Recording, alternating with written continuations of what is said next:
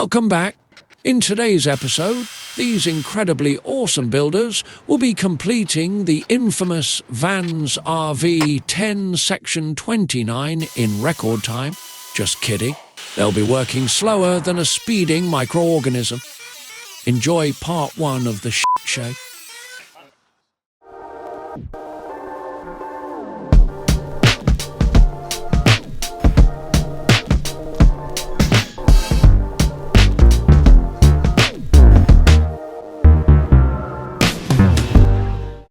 Alrighty, welcome back. So today we are starting Section 29 Fuse Side Skins.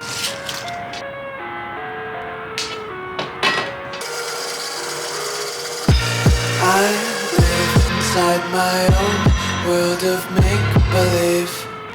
Kids screaming in the cradles, profanities.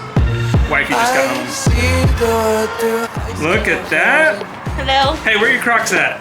My Crocs? We do Crocs in this I don't even have my garage. heels on today, but at least I'm not wearing sweatpants. See, I don't always look like a hobo. Well, What are you doing? I am doing the 30-cent bending method. You know how much it costs? 40 cents. With inflation, you're correct. No, isn't this cool? It's like normally you have to hammer it to bend these longerons.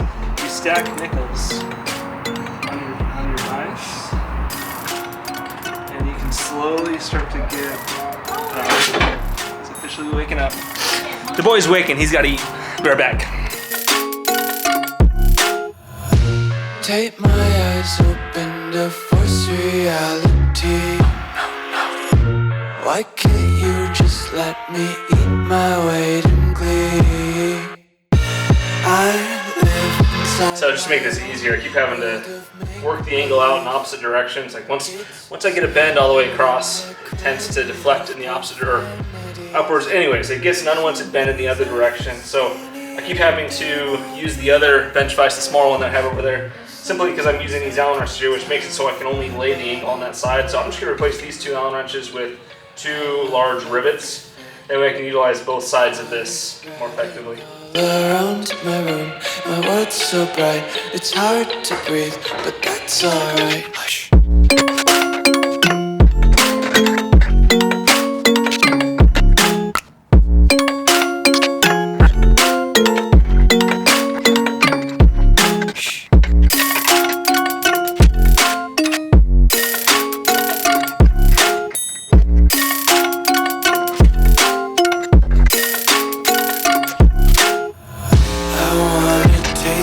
Content, hold your breath and feel the tension. Devils hide behind redemption. Honesty is a one-way gate. These were all laser cut fuel tank stiffeners that I did not end up using. I ended up using punched stiffeners on the tanks. But anyways, these were left over.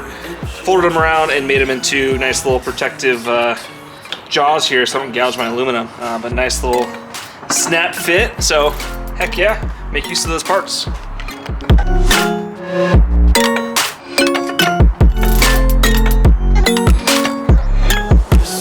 Be carefree lately, yeah.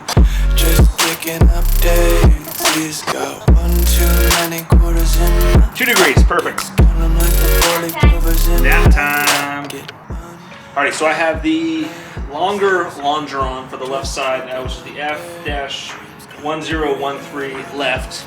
And I just wanted to test fit it real quick here. It fits well, but the reason why I wanted to test fit it, especially with this piece here, I know there's reports of people saying that if you match drill it early on, like the instructions say, you'll have alignment or fitment issues later on. I'm not finding that. I took that template where you bend it along that template. I took it, instead of match drilling it right away, I took a Sharpie and just dropped the Sharpie inside and marked where each hole potentially would be if I was to match drill it.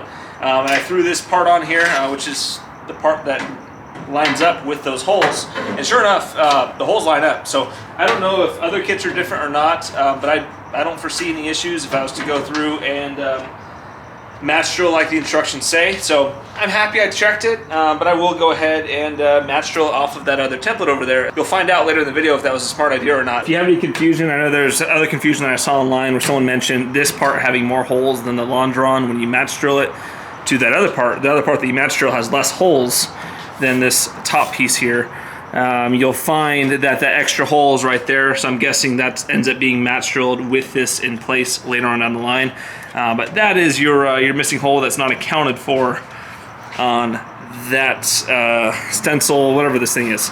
Not accounted for on this. That is missing this forward-most hole, so that's no worry. I'll end up match drilling this one in place later on. So anyway, I'm gonna pull these off, complete that match drilling with a little template guide thing over there, and then we'll continue on forward from there.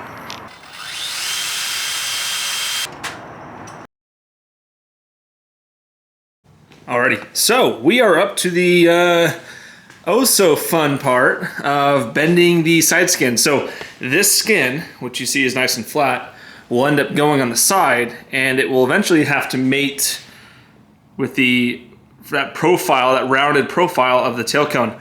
So the way we're doing that is Vans does not send it already pre-bent. They give you the joyous task of bending it yourself. So off camera, I've gone ahead and done at least some of the prep work here of making these two pieces here, which is basically just taking standard aluminum, match drilling it to the side skins, and then match drilling it to itself so I can clamp. You'll see later on, but I'll be able to clamp the skin together, use this to grab onto and do all my bending. So instead of doing this method here, which I'll get in frame one more time, but using a hardwood or tightly grained equivalent and planing down the sides, making this rigid piece here, I figured I'm not into woodworking. I don't want to go buy hardwood and end up just wasting money on hardwood that I'm never going to use again. So I'm going to try to get away with using angle iron. I'm much more likely to use this in the future for another project. So I went and picked up a 4-foot length of 2-inch by, I don't know what this is, 3/16 probably, heavy duty angle iron.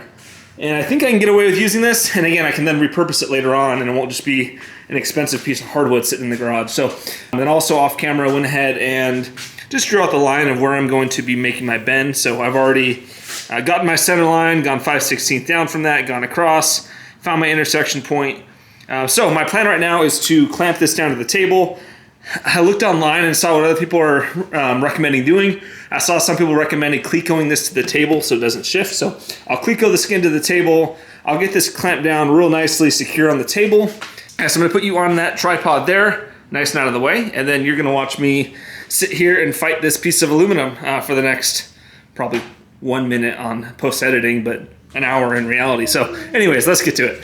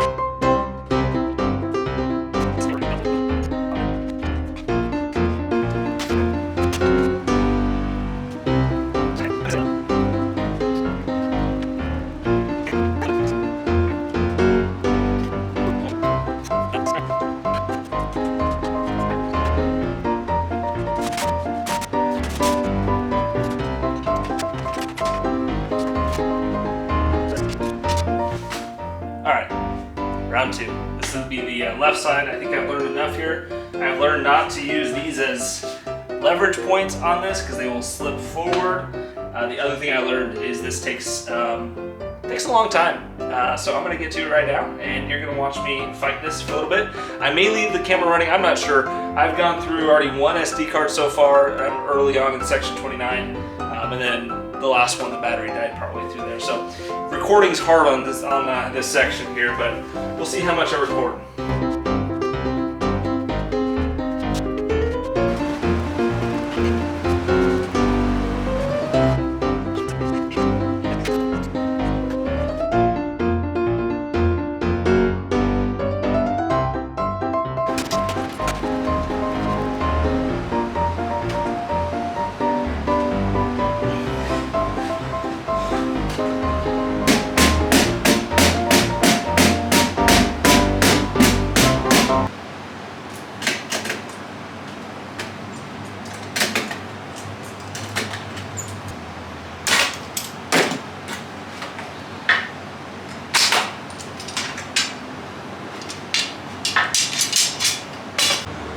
and the finished product.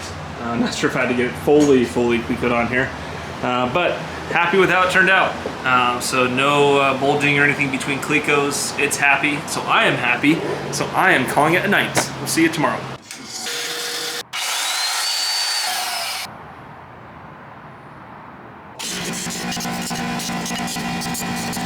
So the funny thing with bending the side skins yesterday, whatever position I was in, cranking on them, and also I think at one point I was leveraging my knee against one of those pliers and then squeezing on the angle itself.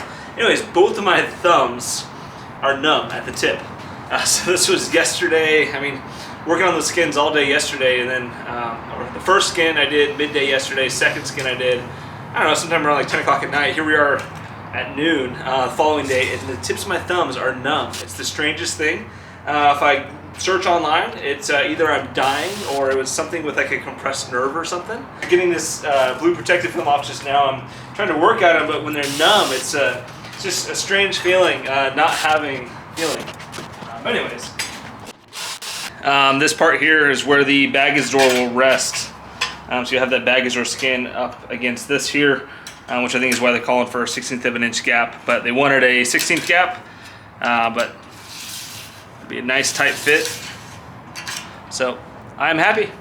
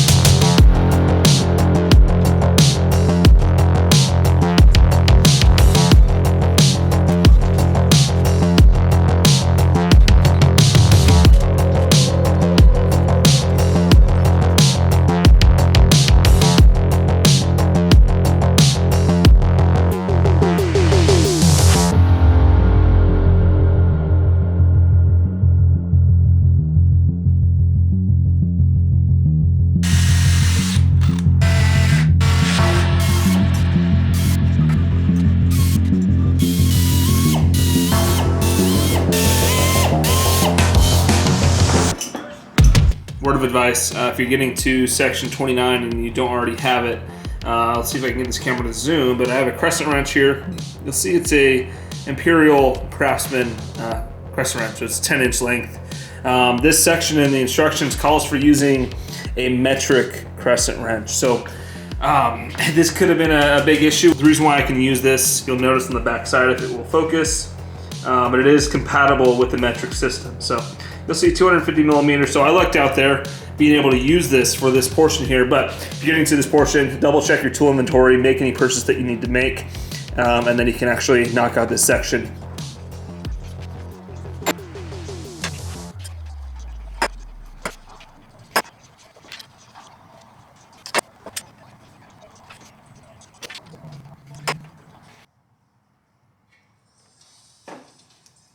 All right, the fun project of bending the forward side skins begins. So I have this one all lined up, laid out and everything. Didn't get any of this on camera because it's honestly very straightforward like the previous one. The only thing that's different is you'll notice I do not have them Clecoed through holes because they have you stagger it inward from that line of holes. So the way I did things to make things easier to line up is actually I put the two pieces together. And then I match drilled here and here because I knew those would be off of the skin. And the reason why I did that is I was able to then Cleco them together, separate them apart, and drag it across and put it where I wanted it to be without having to worry about looking underneath, am I lined up? Putting the Clecos here helped just to keep them lined up, at least while I got it on here. I double check at the end here. The ends are exactly aligned. So anywho, that's how I did it, and then went ahead and put these clamps on after, just like how the plans call for. So I'm going to shut it down and get to it. This is probably one of the least enjoyable parts of this chapter so far. I have all my feeling back in my left thumb. My right thumb is still numb, and I know this is probably not going to help it. Let's get to it.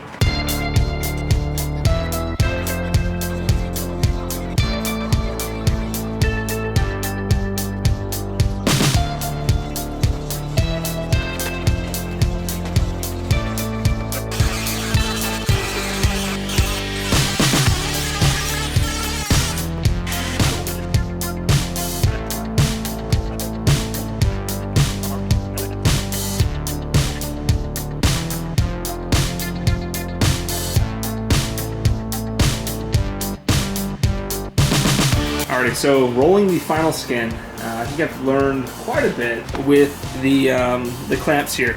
So the very first skin that I rolled was one of these back ones. I was putting a lot of forward rotational pressure on one of these clamps here, and it slid forward, slid off, and I thankfully did not end up with a big ding in the skin. So what I've done to prevent that situation of it wanting to roll out is, you'll see I carved in little grooves. I carved in one there, and there. The reason why I did more than one or two is because as this gets rolled up, you have to shimmy things around, clamps start hitting my angle iron. So anywho, I dremeled those out just with a regular old one of these tungsten bits from Amazon. But anyways, dremeled it out, just kind of made a nice little recess in there, and what that does is it accepts the front end there of the of that clamp, and I think, or at least this last skin, it worked well. It prevented that from wanting to rotate and pop out of there. I was actually able to end up using it when they're in that location, using it and put downward pressure on it, which normally would send this right off the edge. So worked out well. Also, you'll see I went ahead and just put some blue marker down, just so I can easily see. So last time I would you shimmy clamps around as you're working on this piece here, and you wonder, okay, is this clamp in the proper location? Is this in my recess, or is this just more of a clamping force, don't push on it kind of thing? So now this will make it very clear. If the clamp is lined up with blue, that means I can put a little bit downward pressure on that and use that as leverage. So anywho, I'm gonna shut up now. I'm probably not gonna get much of this on video.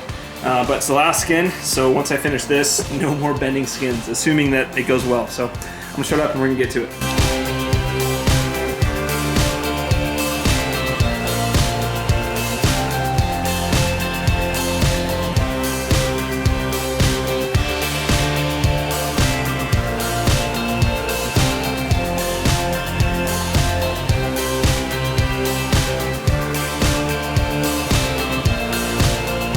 A lot of Clicos. This reminds me a lot of the tail cone. Anywho, that's where we're at. So hopefully I don't need too many more of these smaller silver Clicos when I start match drilling here, because I don't know. I guess I'll start harvesting off the back end there, harvest some Clicos, pull them forward when it comes to these sections here where I'll need them there. So anywho, that's where we're at.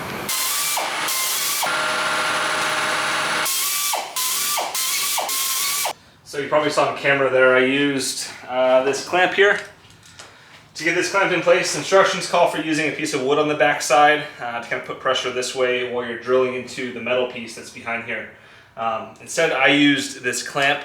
I did the same thing on the other side, off camera. That one over there was a struggle. Before I drilled it, I looked at edge distances, just clamping it in place, and it was obviously kind of bent down. It looks like when it was welded, maybe the heat caused it to warp a little bit downwards. Anyways, I ended up using the clamp on that side, and I also used a little flathead screwdriver. Used a little bit of a, or used a small, you probably get away with using a flathead screwdriver, but a small little pry bar to kind of lift up, get it in place, and then clamp it in place.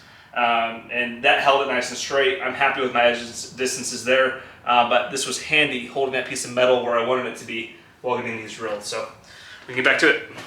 All right, what are we doing? Drilling. What are we drilling? That piece right there.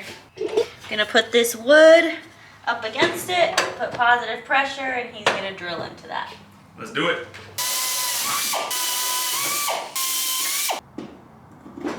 I just stabbed myself. This is why men die younger. This is exactly why men die younger.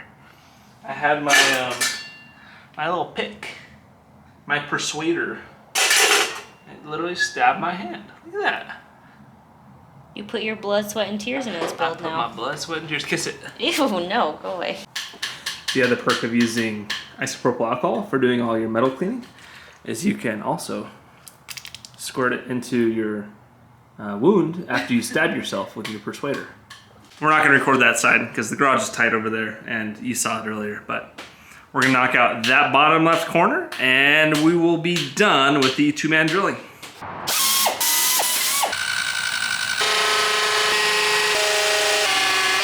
So you probably saw there using this right angle drill attachment and a mirror.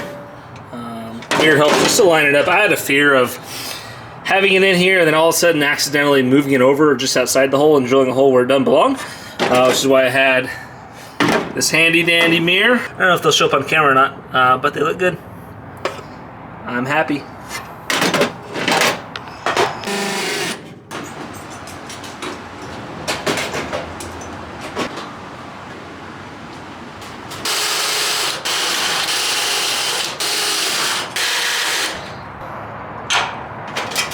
Alrighty, so these steel weldments here are known for having edge distance issues. They all have a little bit of character. I thought I was going to be able to solve it. I knew this one was going to have issues. When I originally put this together, I was already noticing these flanges are kind of kicked inward. And anywho, if you go on the RV-10 wiki page and just about Vans Air Force, I mean Facebook, just about, it seems like, I don't know, 50% of builders, it seems like, encounter issues with edge distance on these parts, because what's happening is I'll be match drilling, hopefully this is in frame, I'll be match drilling not only from the top here but also from the bottom. If I was to match drill right now, probably hard to tell on camera, but that edge is kicked inward. I know for a fact that if I was to match drill this right now, I would have issues. And again, I already did that method that I saw on the RV-10 wiki page, the community RV-10 page. Tried that, it did help to suck it over a little bit. You'll see I'm kind of using leverage off of there. I have it bolted on the other end. Anyways, the whole idea here is just trying to kick this out, kind of suck it towards the firewall, but probably hard to tell. I have a good 1/8 inch there right where my fingertip is. I cannot get the camera closer. It's really hard to record in here with this tripod inside the fuselage, but I have an issue there. So my method that I think I can try is using a C-clamp. Yeah, that should do it. I have this edge here lined up. This is how the other side was when it ended up with edge distance, I think, being just about dead on minimum. And don't take what I'm saying as advice here. I saw someone else mention that they spoke with Vans, and Vans basically said the edge distance can be dang near close to 0 with steel parts, but I err on the side of caution with everything. I feel happy here, because I know that the other side, I did it the same way, where that edge, the angle, that the end there lined up right with the end of this channel. So I'm gonna go ahead and get at least 1 or 2 holes drilled in here. I think I also may clamp it. Yeah, I'm gonna clamp it.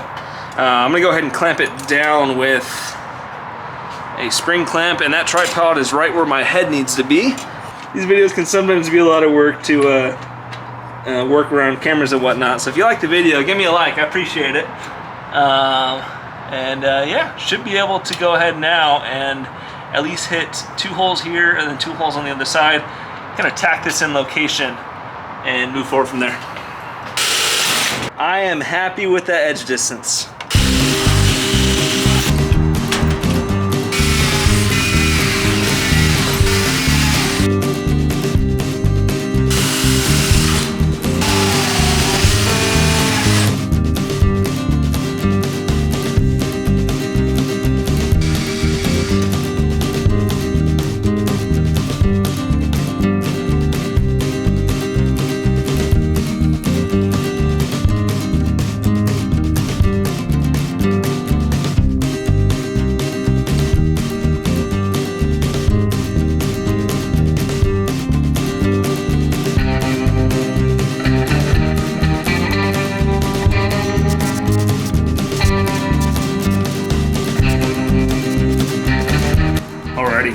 Quick check-in.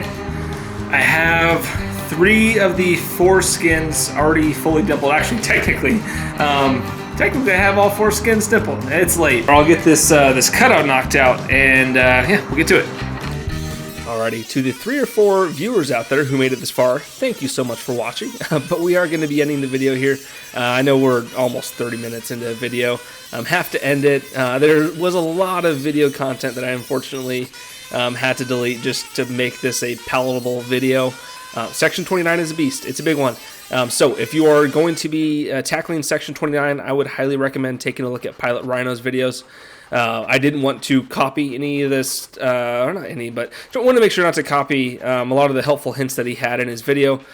So take a look at his videos there for more content. But yeah, thank you for watching. Next one, I promise we will finish Section 29. I'm happy with how it turned out. It's complete in the garage. Looks beautiful. So we'll see you in that next video. Adios.